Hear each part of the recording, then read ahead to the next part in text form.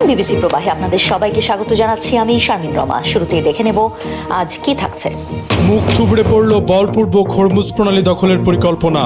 জাতিসংঘের ভোটাভুটিতে ইরানের পক্ষে ফ্রান্স, রাশিয়া, চীনের অবস্থান। আসছে যুক্তরাষ্ট্র বিরোধী নতুন জোট। ম্যাক্রনের পর ক্রাউন প্রিন্স সালমানকে নিয়ে অশালীন মন্তব্য। মার্কিন প্রেসিডেন্টের ওপর খেপেছে ফ্রান্স, সৌদি। ট্রাম্পের মন্তব্য ঘিরে নেট দুনিয়ায় হাস্যরস। ইরানের সামরিক সক্ষমতা নিয়ে মার্কিন গোয়েন্দা তথ্য ফাঁস। এখনও অক্ষত শত শত ব্যালিস্টিক মিসাইল। তেহরানের ভান্ডারে মজুদ হাজার হাজার ড্রোন। কুয়েতের তেল শোধনাগারে ইরানের ভয়াবহ ড্রোন হামলা। একাধিক ইউনিটে আগুন। ব্যাপক ক্ষয়ক্ষতির শঙ্কা। আবারও ইরানের হামলায় চূর্ণ বিচূর্ণ মার্কিন গর্ব। গুলি করে ভূপাতিত করা হয় মার্কিন F-35 যুদ্ধবিমান। বের হতে পারেনি পাইলট, দাবি মেহের নিউজের। জ্বালানি পরিবহনের গুরুত্বপূর্ণ নৌপথ হরমুজ প্রণালী দিয়ে বিশ্বের প্রায় 20% তেল ও গ্যাস পরিবহন করা হয়। গত 28 ফেব্রুয়ারি যুক্তরাষ্ট্র ও ইসরায়েলের হামলার পর পথটির ওপর নিয়ন্ত্রণ নেয় ইরানের ইসলামিক বিপ্লবী গার্ড IRGC। দেশটির সামরিক বাহিনী বলছে প্রণালীটিতে তাদের নৌবাহিনী দৃঢ় ও কর্তৃত্বপূর্ণ নিয়ন্ত্রণ রয়েছে। এটি ইরানের শত্রুদের জন্য বন্ধই থাকবে। অবরোধের জেরে গত এক মাসে পারস্য উপসাগরে কমপক্ষে 2190টি বাণিজ্যিক জাহাজ আটকা পড়েছে। এসব জাহাজের মধ্যে 320টির বেশি তেল ও গ্যাসবাহী ট্যাঙ্কার রয়েছে। এর ফলে একদিকে যেমন উপসাগরীয় দেশগুলোর তেল ও গ্যাস রপ্তানি হুমকির মুখে পড়েছে, অন্যদিকে বিশ্বের বহু দেশে জ্বালানি সংকট দেখা দিয়েছে। এমন পরিস্থিতিতে বল প্রয়োগ করে হরমুজ প্রণালী খোলার অনুমতি চেয়ে জাতিসংঘ নিরাপত্তা পরিষদে একটি প্রস্তাব উত্থাপন করে উপসাগরীয় দেশ বাহরাইন। একজন কূটনীতিক ও জাতিসংঘের একজন জ্যেষ্ঠ কর্মকর্তা জানান, আরব দেশগুলো এমন একটি প্রস্তাব আনে যাতে জাতিসংঘের মাধ্যমে বল প্রয়োগের অনুমতি দেওয়া হয়, যাতে হরমুজ প্রণালী এই আন্তর্জাতিক নৌ চলাচল স্বাভাবিক থাকে। শুক্রবার প্রস্তাবটির ওপর ভোটাভুটি হওয়ার কথা ছিল, কিন্তু ভেটো ক্ষমতাধর 3 দেশের বিরোধিতার কারণে উদ্যোগটি ভেস্তে গেছে। রাশিয়া, চীন ও ফ্রান্স জানিয়েছে তারা নীতিগতভাবে এমন কোনো প্রস্তাবের বিরোধী যেখানে সামরিক শক্তি ব্যবহারের অনুমতি দেওয়া হয়। জাতিসংঘে সাম্প্রতিক বছরগুলোতে বিভিন্ন ইস্যুতে চীন ও রাশিয়াকে বরাবর ইরানের পক্ষে অবস্থান নিতে দেখা গেছে। তবে অন্যতম ভেটো ক্ষমতাধর ফ্রান্স এবারই প্রথম কার্যত ইরানের পক্ষে অবস্থান নিল, যার ইঙ্গিত গত বৃহস্পতিবার দেশটির প্রেসিডেন্ট এমানুয়েল ম্যাক্রোর বক্তব্য থেকে পাওয়া গিয়েছিল। এদিন দক্ষিণ কোরিয়া সফরকালে ম্যাক্রন সাংবাদিকদের বলেন, কিছু লোক সামরিক অভিযানের মাধ্যমে বলপূর্বক হরমুজ প্রণালী মুক্ত করার ধারণাকে সমর্থন করছে। এটি এমন একটি বিকল্প যা আমরা কখনোই সমর্থন করি না, কারণ এটা অবাস্তব। তিনি জানান, সামরিক অভিযানের মাধ্যমে হরমুজ প্রণালী মুক্ত করতে অনন্তকাল লেগে যাবে এবং যারা এই প্রণালী দিয়ে যাতায়াত করবে তারা ইরানের বিপ্লবী বাহিনীর ব্যালিস্টিক ক্ষেপণাস্ত্রের ঝুঁকির মুখে পড়বে। ম্যাক্রো স্পষ্ট জানিয়ে দেন, সংঘাত শেষ হওয়ার পর হরমুজের মধ্য দিয়ে অবাধ যাতায়াত নিশ্চিত করতে একটি জোট গঠনের জন্য ইউরোপীয় ও অন্যান্য মিত্রদের সঙ্গে কাজ করবেন তিনি। ফ্রান্স প্রেসিডেন্ট বলেন, আমরা শুরু থেকেই বলে আসছি যে এই প্রণালীটি অবশ্যই পুনরায় খুলে দিতে হবে, কারণ এটি জ্বালানি প্রবাহ, সার এবং আন্তর্জাতিক বাণিজ্যের জন্য কৌশলগত গুরুত্বপূর্ণ। কিন্তু এটি কেবল ইরানের সঙ্গে আলোচনার মাধ্যমেই করা সম্ভব। ইরান যুদ্ধের বিষয়ে যুক্তরাষ্ট্রের প্রেসিডেন্ট ডোনাল্ড ট্রাম্পের অবস্থান নিয়ে সৌদি আরবের নেতাদের মাঝে ব্যাপক অসন্তোষ তৈরি হয়েছে। পাশাপাশি ক্রাউন প্রিন্স মোহাম্মদ বিন সালমানকে করা ট্রাম্পের কটূক্তিও ক্ষোভের জন্ম দিয়েছে রিয়াদের মনে। সংবাদ মাধ্যম ফিনান্সিয়াল টাইমস বৃহস্পতিবার এক প্রতিবেদনে এ তথ্য জানায়। পর্যবেক্ষক সংস্থা চাথাম হাউসের সহযোগী ফেলো ও সৌদি বিশেষজ্ঞ নীল কুইলিয়াম সংবাদ মাধ্যমটিকে জানান, হোয়াইট হাউসের প্রতি সৌদি এখন অনেকটাই হতাশ। তিনি বলেন, ইরানের বিদ্যুৎ কেন্দ্রে ট্রাম্পের হামলার হুমকি, যুদ্ধের খরচ আরব দেশগুলোকে দেওয়ার প্রস্তাব এবং নেতাদের নিয়ে বাজে মন্তব্যের কারণে হতাশ হয়েছে সৌদি। যখন গত কয়েক বছরে সৌদি আরব যুক্তরাষ্ট্রের সঙ্গে সম্পর্ক গভীর করতে অনেক বেশি বিনিয়োগ করেছে, তখন এ ধরনের কর্মকাণ্ড এবং মন্তব্য তাদের জন্য অনেকটাই হতাশার। উইলিয়ামের মতে, ট্রাম্প বলেছেন, যেসব দেশ হরমুজের সুবিধা গ্রহণ করে তাদেরই হরমুজ খোলার কাজ করতে হবে, যা সৌদিকে আরও বেশি উদ্বিগ্ন করছে। প্রিন্সটন বিশ্ববিদ্যালয়ের প্রফেসর বার্নার্ড হাইকেলও এই বিষয়ে মতামত জানান। তার ধারণা, সৌদি প্রথমে ভেবেছিল যদি ইসরায়েল ইরানে হামলা চালায় এবং যুক্তরাষ্ট্র এতে যোগ দেয় তাহলে তারা অনেকটা নিরাপদ থাকবে। এছাড়া সৌদিও চেয়েছিল ইরানের মিসাইল সক্ষমতা যেন ব্যাপকভাবে হ্রাস পায়, কিন্তু যুদ্ধ যেভাবে চলছে আর ইরান যেভাবে নির্ভুল পাল্টা হামলা চালিয়ে নিজেদের সক্ষমতা দেখাচ্ছে তা সৌদিকে নতুন করে ভাবতে বাধ্য করছে। বার্নার্ড হাইকেল বলেন, সৌদিরা আসলে অত্যন্ত ঝুঁকির মধ্যে পড়েছে। যদি তাদের পানি পরিশোধনাগার এবং জ্বালানি অবকাঠামোতে হামলা হয় তাহলে তারা তাদের বিশাল ভূখণ্ড রক্ষা করতে পারবে না। আরব দেশের এক কর্মকর্তা জানান, গত মাসে ট্রাম্প যখন ইরানের বিদ্যুৎ কেন্দ্র গুঁড়িয়ে দেওয়ার হুমকি দেন তখন আরব নেতারা হোয়াইট হাউসের সঙ্গে যোগাযোগ করে ট্রাম্প যেন তার হুমকি বাস্তবায়ন না করে সে বিষয়ে অনুরোধ করেন, কারণ ইরান এর বদলে যে পাল্টা হামলা চালাবে সেটি তারা সহ্য করতে পারবে না। প্রিন্স সালমান ও ট্রাম্পের মধ্যে বন্ধুত্বপূর্ণ সম্পর্ক থাকলেও ট্রাম্পকে নিয়ে সৌদির নেতৃবৃন্দ এই মুহূর্তে কিছুটা হলেও অস্বস্তিতে আছেন। টানা 1 মাসেরও বেশি সময় ধরে যুক্তরাষ্ট্র ও ইসরায়েলের হামলা চললেও ইরানের প্রায় অর্ধেক ব্যালিস্টিক ক্ষেপণাস্ত্র লঞ্চার এখনও অক্ষত রয়েছে। এমনকি দেশটির হাজার হাজার একমুখী আক্রমণকারী ড্রোন এখনও তাদের অস্ত্র ভাণ্ডারে রয়েছে। মার্কিন গোয়েন্দা সংস্থার এক মূল্যায়নে এসব তথ্য উঠে এসেছে। এ নিয়ে একটি প্রতিবেদন প্রকাশ করেছে মার্কিন সংবাদ মাধ্যম CNN। ইসরায়েল এবং পরাশক্তির যুক্তরাষ্ট্রের বিরুদ্ধে একাই যুদ্ধ চালিয়ে যাচ্ছে ইরান। গোটা মধ্যপ্রাচ্যের সব মার্কিন ঘাঁটি গুড়িয়ে চুরমার করে দিয়েছে তেহরান। এরপর থেকে মাথা খারাপ অবস্থা ট্রাম্পের। এই যুদ্ধ থেকে এখন পালানোর পথ খুঁজছেন তিনি। হঠাৎ নিজেকে যুদ্ধে বিজয়ীও ঘোষণা করেছেন মার্কিন প্রেসিডেন্ট। তবে ইরান আর ছাড় দিচ্ছে না এবার। মার্কিন গোয়েন্দা বাহিনীর দাবি, ইরানের বেশ কিছু অস্ত্র ভাণ্ডার বর্তমানে ব্যবহারের উপযোগী নয়, কারণ বিমান হামলায় ধ্বংসস্তূপের নিচে চাপা পড়ে সেগুলো অপ্রবেশযোগ্য হয়ে পড়েছে, অর্থাৎ সেখানে ঢোকা যাচ্ছে না। এদিকে মার্কিন প্রেসিডেন্ট ডোনাল্ড ট্রাম্প বুধবার জাতির উদ্দেশ্যে দেওয়া ভাষণে দাবি করেন ইরানের সামরিক সক্ষমতা তারা শেষ করে ফেলেছেন। এই মূল্যায়নের সঙ্গে ইসরায়েলের আগের দাবিরও মিল নেই।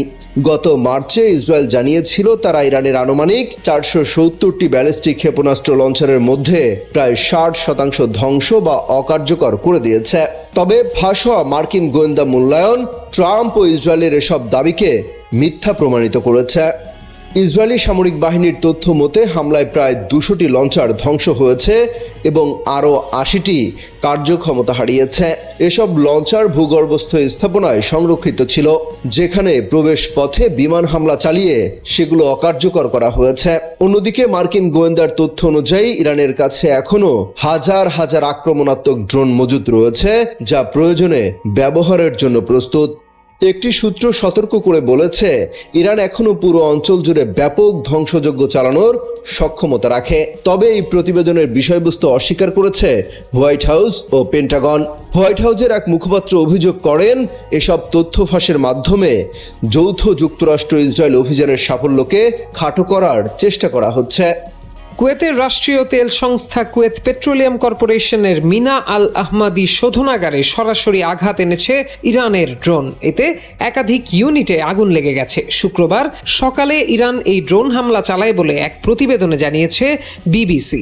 প্রতিবেদনে বলা হয়, শুক্রবার সকালে মিনা আল আহমাদি পরিশোধনাগারে ড্রোন দিয়ে হামলা চালানো হয়েছে। এতে সেখানকার একাধিক ইউনিটে আগুন ধরে যায়। উদ্ধারকারীরা সেখানকার আগুন নেভানোর কাজ করছেন। এর আগে যুক্তরাষ্ট্রের একটি অত্যাধুনিক স্টেলথ F-35 যুদ্ধ বিমান ভূপাতিত করার দাবি করেছে ইরানের ইসলামিক বিপ্লবী গার্ড IRGC। বিমানটি ইরানের মধ্যাঞ্চলে ওড়ার সময় টার্গেট করা হয় বলে জানিয়েছে তারা। বিশ্বের অন্যতম উন্নত বহুমুখী এবং পঞ্চম প্রজন্মের স্টেলথ যুদ্ধ বিমান F-35, এটিকে আমেরিকার গর্ব বলা হয়। শব্দের চেয়ে দ্রুতগতির ক্ষেপাটে এই যুদ্ধ বিমান পেতে মরিয়া উন্নত যে কোনো দেশ। ব্যাপক ব্যয়বহুল এই দানবীয় যুদ্ধ বিমান রাডারে ধরা না পড়ে শত্রু এলাকায় হামলা, গোয়েন্দা তথ্য সংগ্রহ এবং আকাশ নিয়ন্ত্রণে সক্ষম। একক ইঞ্জিন বিশিষ্ট এই যুদ্ধ বিমানটি আমেরিকা ছাড়া হাতে গোনা 2-1টি দেশের কাছে রয়েছে, তাও আবার যুক্তরাষ্ট্র শর্ত সাপেক্ষে বিক্রি করেছে। ইরানের বিরুদ্ধে এই যুদ্ধ বিমান নামিয়ে দিয়েছে যুক্তরাষ্ট্র। ইরানের আধা সামরিক বাহিনী IRGCর দাবি, তারা যুক্তরাষ্ট্রের দ্বিতীয় আরেকটি F-35 যুদ্ধ বিমান ভূপাতিত করেছে। বলা হয়, যুদ্ধ বিমানটি ইরানের উপর দিয়ে ওড়ার সময় সেটিকে গুলি করে ধ্বংস করা হয়, তবে পাইলট সম্পর্কে তাৎক্ষণিকভাবে কোনো তথ্য পাওয়া সম্ভব হয়নি। এদিকে ইরানের মেহের নিউজ এজেন্সি তাদের একটি টেলিগ্রাম পোস্টে জানিয়েছে, বিধ্বস্ত হওয়ার সময় ভয়াবহ বিস্ফোরণ ঘটায় পাইলটের পক্ষে বিমান থেকে বেরিয়ে আসা সম্ভব হয়নি বলে ধারণা করা হচ্ছে। এ নিয়ে অবশ্য কোনো মন্তব্যই করেনি যুক্তরাষ্ট্র। তবে এর আগে আরও একটি যুদ্ধ বিমান ভূপাতিত করার দাবি মিথ্যা বলে উড়িয়ে দেয় পেন্টাগন। 2022 সালে চীনের সিচুয়ান প্রদেশের একটি গ্রামের স্থানীয়দের কাছ থেকে জমি অধিগ্রহণ করে চীনা সরকার। উচ্ছেদ করে দেয়া হয় জমির মালিকদের। তখন 3 জন স্থানীয় চীনা কর্মকর্তাদের প্রশ্ন করেন তাদের জমি অধিগ্রহণ করা হচ্ছে কেন। উত্তরে তাদের বলা হয় গোপন রাষ্ট্রীয় স্বার্থেই এমনটা করা হচ্ছে। পরে অনুসন্ধানে জানা যায় সেই গোপন বিষয়ে ছিল চীনের পারমাণবিক কর্মসূচি সম্প্রসারণের পরিকল্পনা। 3 বছর পর স্যাটেলাইট ছবিতে দেখা গেছে সিচুয়ানের সেই গ্রাম পুরোপুরি গুঁড়িয়ে দেওয়া হয়েছে। সেখানে এখন নতুন ভবন তৈরি হয়েছে, নির্মাণ করা হয়েছে বিশাল এক গম্বুজ। এটি খুব শক্ত কংক্রিট ও স্টিল দিয়ে তৈরি এবং এতে রেডিয়েশন নিয়ন্ত্রণের বিশেষ ব্যবস্থা আছে। বিশেষজ্ঞদের মতে এখানে ইউরেনিয়াম ও প্লুটোনিয়ামের মতো তেজস্ক্রিয় পদার্থ নিরাপদে সংরক্ষণ বা প্রক্রিয়াজাত করা হতে পারে। এই কেন্দ্রটি একটি পুরনো পারমাণবিক ঘাঁটির ভেতরে তৈরি হয়েছে, যেটি আগে থেকেই যুক্তরাষ্ট্রের গোয়েন্দা সংস্থার নজরে ছিল। এর চারপাশে শক্ত নিরাপত্তা ব্যবস্থা রয়েছে। এই এলাকা সাইট 906 বা সাইট 906 নামে পরিচিত। এটি ভবিষ্যতে পারমাণবিক অস্ত্র উৎপাদনে চীনের ক্ষমতা আরও বাড়াবে বলে ধারণা করা হচ্ছে। এছাড়া কাছাকাছি আরও কয়েকটি পারমাণবিক স্থাপনার সঙ্গে এটির নতুন রাস্তা তৈরি করা হয়েছে। সাইট 931 নামের আরেকটি স্থাপনা বাড়ানোর জন্য পুরো একটি গ্রাম ভেঙে ফেলা হয়েছে। এর আগে যুক্তরাষ্ট্র ও রাশিয়ার মধ্যে পারমাণবিক অস্ত্র কমানোর চুক্তি নিউ স্টার্টের মেয়াদ শেষ হয়েছে। ট্রাম্প চান নতুন চুক্তিতে চীনকেও অন্তর্ভুক্ত করতে। তবে সিচুয়ানের বিভিন্ন স্থাপনায় যে দ্রুত উন্নয়ন দেখা যাচ্ছে তা ইঙ্গিত দেয় যে চীনের সামরিক বাহিনী দ্য পিপলস লিবারেশন আর্মি তাদের পারমাণবিক কর্মসূচি থামাচ্ছে না। বর্তমানে চীনের কাছে 600-রও বেশি পারমাণবিক অস্ত্র রয়েছে, যদিও এটি এখনো যুক্তরাষ্ট্র ও রাশিয়ার তুলনায় অনেকটাই কম। তবে চীন দ্রুত গতিতে এই অস্ত্র বাড়াচ্ছে। যুক্তরাষ্ট্র অভিযোগ করেছে চীন নতুন ধরনের পারমাণবিক অস্ত্র পরীক্ষা করছে। তবে এসব অভিযোগ অস্বীকার করেছে চীন, বলেছে তারা আত্মরক্ষামূলক নীতি অনুসরণ করে এবং আগে আঘাত করবে না। আরও একটি গুরুত্বপূর্ণ এলাকা হলো সায়েন্স সিটি, যা চীনের পারমাণবিক গবেষণার কেন্দ্র। এখানে 2022 সালে 600-রও বেশি ভবন ভেঙে নতুন অবকাঠামো তৈরি করা হয়েছে। চীনের এই আধুনিকীকরণ কর্মসূচি 2021 সালের দিকে শুরু হয়, যখন শি জিনপিং সেনাবাহিনীকে শক্তিশালী প্রতিরক্ষা ব্যবস্থা গড়ে তুলতে বলেন। বিশেষজ্ঞদের মতে চীন তার শক্তি প্রদর্শনের মাধ্যমে পশ্চিমা দেশগুলোকে মানসিকভাবে প্রভাবিত করতে চায়। এতে একটি নতুন অস্ত্র প্রতিযোগিতার আশঙ্কা তৈরি হয়েছে, কারণ এখন পৃথিবীতে যুক্তরাষ্ট্র, রাশিয়া এবং চীন এই 3টি বড় পারমাণবিক শক্তিধর দেশ থাকছে। গোপনে পারমাণবিক অস্ত্র ভান্ডার বাড়ানোর চেষ্টা করছে বেইজিং। উপগ্রহ চিত্র ও বিভিন্ন সরকারি নথি বিশ্লেষণ করে এমনটাই দাবি করেছে মার্কিন সংবাদ মাধ্যম CNN। তাদের মতে চীনের দক্ষিণ পশ্চিমাঞ্চলের সিচুয়ান প্রদেশের জিটং এবং পিংটং নামের 2টি উপত্যকায় নতুন করে পারমাণবিক সংশ্লিষ্ট অবকাঠামো গড়ে তোলা হচ্ছে। প্রতিবেদন অনুযায়ী এই 2 উপত্যকায় গত কয়েক বছরে ব্যাপক নির্মাণ কাজ হয়েছে। অন্তত 3 বছর আগে যেসব গ্রাম উচ্ছেদ করা হয়েছিল সেগুলোর জায়গায় এখন গড়ে উঠেছে নতুন ভবন, বাংকার এবং সহায়ক অবকাঠামো, যা পারমাণবিক অস্ত্র উৎপাদনের সঙ্গে সম্পর্কিত বলে মনে করছেন বিশ্লেষকরা। 2022 থেকে 2026 সালের মধ্যে তোলা উপগ্রহ চিত্রে দেখা গেছে জিটং উপত্যকায় নতুন বাংকার, সুরক্ষা প্রাচীর এবং পাইপলাইন সমৃদ্ধ একটি বড় স্থাপনা তৈরি হয়েছে। এই এলাকায় বড় ধরনের পরিবর্তন শুরু হয় 2021 সালে। এর কয়েক মাস আগেই সামরিক কর্মকর্তাদের উচ্চ পর্যায়ের কৌশলগত প্রতিরোধ ব্যবস্থা গড়ে তোলার নির্দেশ দিয়েছিলেন চীনের প্রেসিডেন্ট শি জিনপিং। বিশেষজ্ঞদের মতে বিপজ্জনক বা তেজস্ক্রিয় পদার্থ নিয়ে কাজ করার ক্ষেত্রে এমন পরিকাঠামো সাধারণত দেখা যায়। অন্যদিকে পিংটং উপত্যকায় গড়ে উঠেছে আরও বড় একটি কমপ্লেক্স। সেখানে রয়েছে শক্তিশালী নিরাপত্তা বেষ্টনী, 360 ফুট উঁচু চিমনি এবং তাপ নিরোধক ব্যবস্থা সহ একটি প্রধান ভবন। বিশ্লেষকদের ধারণা এখানে প্লুটোনিয়াম 239 ব্যবহার করে পারমাণবিক অস্ত্র তৈরির কাজ হতে পারে। CNN এর প্রতিবেদন অনুযায়ী সিচুয়ানের প্রায় 36,000 বর্গফুট আয়তনের এই গম্বুজটি কংক্রিট ও ইস্পাত দিয়ে তৈরি। এতে তেজস্ক্রিয়তা পরিমাপক যন্ত্র এবং বিস্ফোরণ প্রতিরোধী দরজা রয়েছে। গম্বুজ থেকে বের হওয়া পাইপ একটি বড় বায়ু চলাচল চিমনি যুক্ত ভবনের সঙ্গে যুক্ত। বিশেষজ্ঞদের মতে ইউরেনিয়াম ও প্লুটোনিয়ামের মতো তেজস্ক্রিয় পদার্থ নিরাপদে রাখার জন্যই এমন নকশা করা হয়। এই স্থাপনাটি একটি পুরনো পারমাণবিক ঘাঁটির ভেতরে তৈরি, যা 3 স্তরের নিরাপত্তা বেষ্টনী দিয়ে ঘেরা। কাছেই একটি সুড়ঙ্গ পাহাড়ের ভেতরে ঢুকে গেছে। 906 নামে পরিচিত এই স্থাপনাটি বিশ্লেষণ করতে 50টির বেশি উপগ্রহ চিত্র ব্যবহার করে একটি ত্রিমাত্রিক মডেল তৈরি করেছে CNN। ভৌগোলিক অবস্থান বিশ্লেষক ডেকার ইভালাথ বলেন যে বাংকারগুলোর ছবি ধরা পড়েছে তা সম্ভবত বিস্ফোরক পরীক্ষার জন্য ব্যবহার করা হচ্ছে। এছাড়া পিংটং এলাকায় তৈরি করা অবকাঠামোর ধরন বিভিন্ন দেশে পরমাণু অস্ত্র তৈরির কেন্দ্রের সঙ্গে অনেক মিল রয়েছে। ইভালাথের দেওয়া এই বিশ্লেষণ সমর্থন করেছেন হার্ভার্ড বিশ্ববিদ্যালয়ের কেনেডি স্কুল অব গভর্নমেন্টে চীনের পারমাণবিক কর্মকাণ্ড নিয়ে গবেষণারত পদার্থবিদ হুই ঝাং। একই ধরনের তথ্য দিয়েছে মার্কিন সংবাদ মাধ্যম নিউ ইয়র্ক টাইমসও। তাদের মতে 2019 সাল থেকে চীন ধারাবাহিকভাবে নিজেদের পারমাণবিক সক্ষমতা বাড়ানোর উদ্যোগ নিয়েছে এবং সিচুয়ানের এসব প্রকল্প সেই বৃহৎ পরিকল্পনার অংশ। মার্কিন প্রতিরক্ষা দপ্তর পেন্টাগনের তথ্য অনুযায়ী 2024 সালের শেষ নাগাদ চীনের কাছে 600টিরও বেশি পারমাণবিক অস্ত্র ছিল। 2030 সালের মধ্যে সেই সংখ্যা 1000-এ উন্নীত করার লক্ষ্য রয়েছে বেইজিংয়ের, যদিও এই সংখ্যা এখনো যুক্তরাষ্ট্র ও রাশিয়ার তুলনায় কম। এই প্রেক্ষাপটে মার্কিন প্রেসিডেন্ট ডোনাল্ড ট্রাম্প আগামী মে মাসে বেইজিং সফর করবেন। সেখানে ট্রাম্প চীনের প্রেসিডেন্ট শি জিনপিং এর সঙ্গে পারমাণবিক অস্ত্র নিয়ন্ত্রণ নিয়ে আলোচনা করতে পারেন বলে ধারণা করা হচ্ছে। এছাড়া যুক্তরাষ্ট্র ও রাশিয়ার মধ্যে নিউ স্টার্ট চুক্তির মেয়াদ শেষ হয়ে গেছে, তাই নতুন একটি বহুপাক্ষিক চুক্তিতে চীনকে অন্তর্ভুক্ত করতে চায় ওয়াশিংটন। তবে এসব অভিযোগ অস্বীকার করেছে চীন। দেশটির প্রতিরক্ষা মন্ত্রণালয়ের মুখপাত্র জিয়াং বিন বলেন, এটা সবারই জানা, চীন কেবল আত্মরক্ষামূলক পারমাণবিক কৌশল অনুসরণ করে এবং প্রথমে পারমাণবিক অস্ত্র ব্যবহার না করার নীতি মেনে চলে। এমন মন্তব্য চীনের সুনাম ক্ষুণ্ণ করা ছাড়া কিছুই নয়। চীনের পররাষ্ট্র মন্ত্রণালয় জানায় তারা এমন কোনো তথ্য সম্পর্কে অবগত নয়। এছাড়া প্রতিরক্ষা মন্ত্রণালয়ও সরাসরি কোনো মন্তব্য করেনি। এরপরও সিচুয়ানে নির্মিত নতুন স্থাপনাগুলোর অস্বাভাবিক নকশা ও দ্রুত সম্প্রসারণ আন্তর্জাতিক মহলে সন্দেহ বাড়িয়েছে। কারণ বর্তমানে চীন আগাম সতর্কীকরণ ব্যবস্থা তৈরি করেছে, যার মাধ্যমে আসা ক্ষেপণাস্ত্র আগেই শনাক্ত করে পাল্টা আঘাত হানা সম্ভব। বিশ্লেষকদের মতে চীন তাইওয়ানে সামরিক অভিযান চালালে এই পারমাণবিক সক্ষমতা পশ্চিমা দেশগুলোর জন্য বড় ধরনের প্রতিরোধক হিসেবে কাজ করতে পারে। কার্নেগি এন্ডাওমেন্টের গবেষক টং ঝাও বলেন, চীন মনে করে পারমাণবিক সক্ষমতা প্রদর্শন পশ্চিমা দেশগুলোর উপর মানসিক চাপ তৈরি করতে পারে এবং তাদের চীনের উত্থান মেনে নিতে বাধ্য করতে পারে। মার্কিন প্রেসিডেন্ট হিসেবে দ্বিতীয় মেয়াদে যাদের উপর সবচেয়ে বেশি ভরসা করেছিলেন ডোনাল্ড ট্রাম্প, যাদের নিয়ে সাজিয়েছিলেন রণকৌশল, তাদেরই এখন একে একে দূরে ঠেলে দিচ্ছেন তিনি। হঠাৎ প্রশাসনের শীর্ষ পদে কেন এই রদবদল? তাহলে কি ট্রাম্পের মসনদে ফাটল ধরছে? ট্রাম্প প্রশাসনের এই রদবদলের শুরুটা হয়েছিল গত মার্চে হোমল্যান্ড সিকিউরিটি প্রধান ক্রিস্টি নোমকে সরিয়ে দেওয়ার মাধ্যমে। ট্রাম্পের আগ্রাসী অভিবাসন নীতি বাস্তবায়নে মাঠে সবচেয়ে বেশি সোচ্চার ছিলেন নোম, কিন্তু পরে এ নিয়ে তীব্র সমালোচনা শুরু হলেই সেই নোমকেই ছেঁটে ফেলেন ট্রাম্প। এবার ট্রাম্প সরিয়ে দিয়েছেন তার একান্ত বিশ্বস্ত মিত্র অ্যাটর্নি জেনারেল প্যাম বন্ডিকে। একইভাবে অবসরের ঠিক আগ মুহূর্তে সরিয়ে দেওয়া হয়েছে মার্কিন সেনাপ্রধান জেনারেল র্যান্ডি জর্জকেও। আলোচনা চলছে মার্কিন জাতীয় গোয়েন্দা পরিচালক তুলসী গ্যাবার্টকে সরিয়ে দেওয়ার ব্যাপারেও।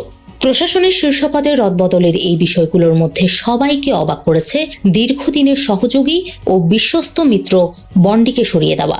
যা নিয়ে ট্রুথ সোশ্যালে ট্রাম্প বন্ডির প্রশংসা করলেও পরে জানিয়েছেন বন্ডি এখন একটি বেসরকারি খাতে নতুন দায়িত্ব গ্রহণ করবেন। তার জায়গায় স্থলাভিষিক্ত হবেন সাবেক ডেপুটি টড প্লাঞ্চ।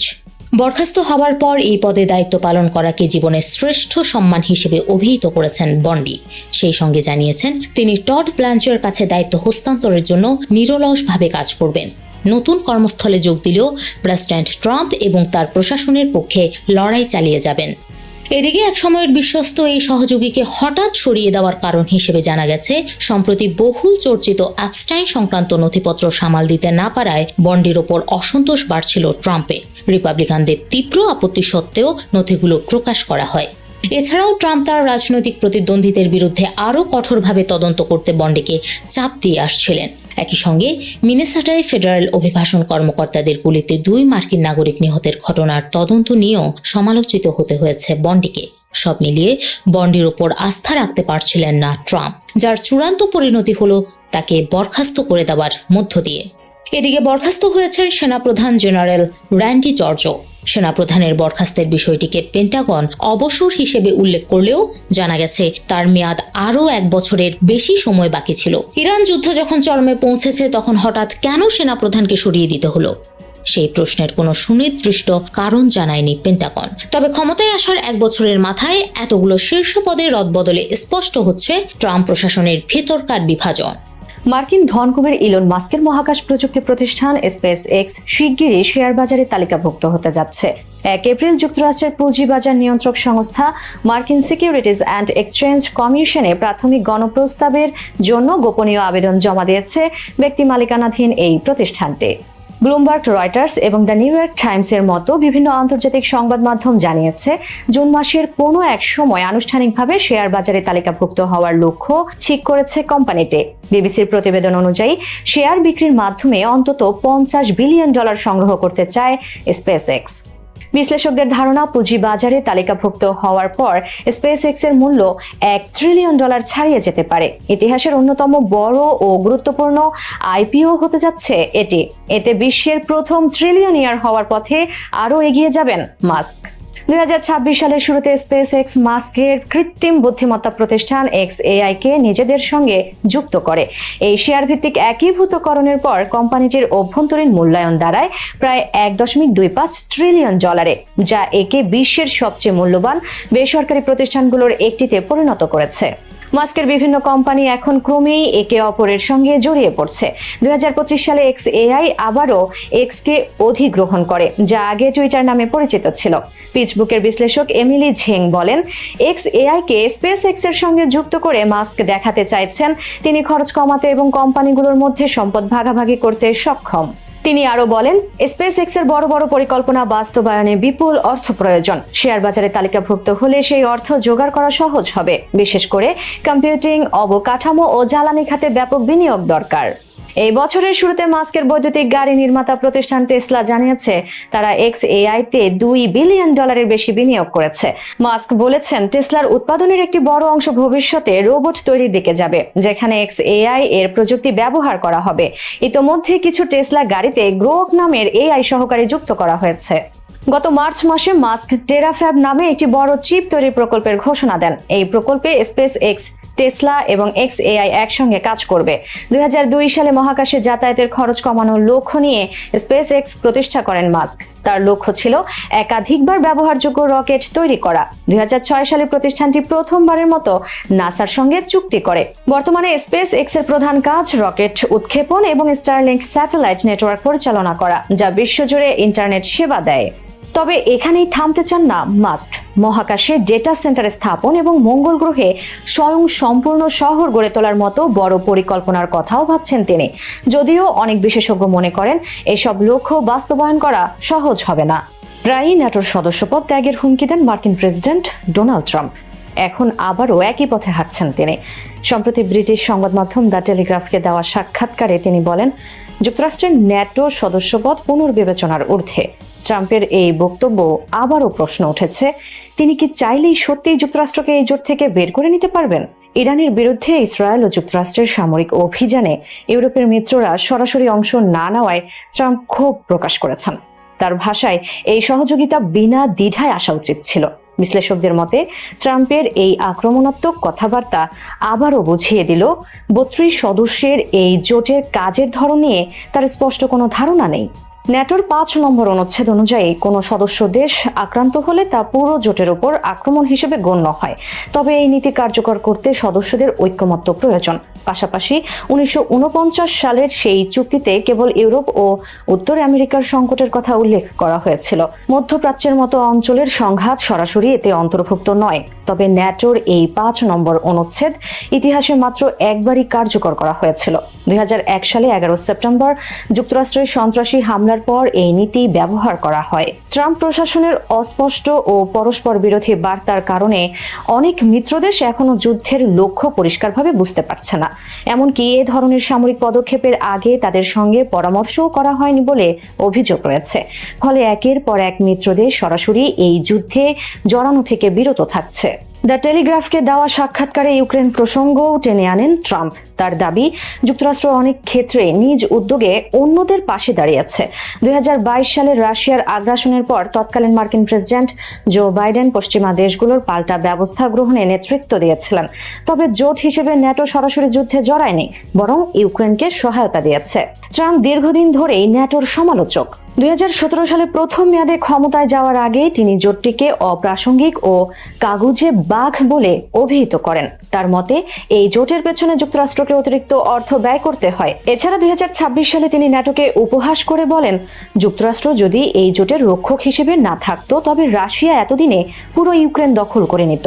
2019 সালের শুরুর দিকে নিজের প্রথম মেয়াদেই ন্যাটো ছাড়ার খুব কাছাকাছি পৌঁছে গিয়েছিলেন ট্রাম্প। এমনকি ন্যাটোর সাবেক মহাসচিব জেন্স স্টলটেনবার্গ তার সাম্প্রতিক স্মৃতিকথামূলক গ্রন্থ অন মাই ওয়াচ এই বিষয়টি উল্লেখ করেছেন। তবে শেষ পর্যন্ত তা হয়নি, কারণ স্টলটেনবার্গ ফক্স নিউজে গিয়ে কৌশলে ট্রাম্পের প্রশংসা করে মিত্র দেশগুলোর প্রতিরক্ষা ব্যয় বাড়ানোর বিষয়টি তুলে ধরেন। এতে পরিস্থিতি কিছুটা শান্ত হয়। ট্রাম্পের আপত্তির মূল কারণ ছিল 2014 সালের একটি চুক্তি, যেখানে সদস্য দেশগুলোকে জিডিপির 2% সামরিক খাতে ব্যয়ের কথা বলা হয়েছিল, যদিও তখন এটি ছিল কেবল একটি নির্দেশনা। এখন বেশিরভাগ দেশই ট্রাম্পের চাপ এবং রাশিয়ার হুমকির কারণে সেই ব্যয় বাড়িয়েছে। ন্যাটোর মোট প্রতিরক্ষা ব্যয়ের প্রায় 62% আসে যুক্তরাষ্ট্র থেকে। পেন্টাগনের সামরিক ও গোয়েন্দা সক্ষমতার সমকক্ষ হওয়া এখনো অন্য কোনো দেশের পক্ষে সম্ভব হয়নি। সবচেয়ে গুরুত্বপূর্ণ বিষয় হলো ট্রাম্প চাইলে একতরফাভাবে ন্যাটো থেকে বেরিয়ে যেতে পারবেন না। 2023 সালের শেষে মার্কিন কংগ্রেসের ভোটাভুটির মাধ্যমে একটি আইন পাশ হয়, যাতে বলা হয় প্রেসিডেন্ট একা ন্যাটো থেকে বেরিয়ে আসার সিদ্ধান্ত নিতে পারবেন না। এখন এই জোট ছাড়তে হলে সিনেটের 2/3 সদস্যের সমর্থন বা কংগ্রেসের অনুমোদনের প্রয়োজন হবে। বর্তমান মহাসচিব মার্ক রুটে ট্রাম্পকে বোঝাতে চেষ্টা করেছেন যে ন্যাটোতে থাকা যুক্তরাষ্ট্রের নিজস্ব স্বার্থের জন্যই গুরুত্বপূর্ণ।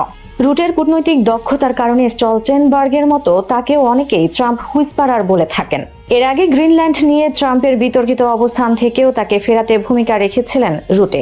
তবে ইরান ইস্যুতে ট্রাম্পকে সমর্থন দেওয়ায় আবারও সমালোচনার মুখে পড়েছেন তিনি। তবে বর্তমানে ইউক্রেন ও মধ্যপ্রাচ্যের ক্রমবর্ধমান হুমকির পাশাপাশি হোয়াইট হাউস থেকেও চাপের মুখে রয়েছে ন্যাটো। তাই 77 বছরের পুরনো এই সামরিক জোটকে টিকিয়ে রাখাই এখন রুটের প্রধান লক্ষ্য।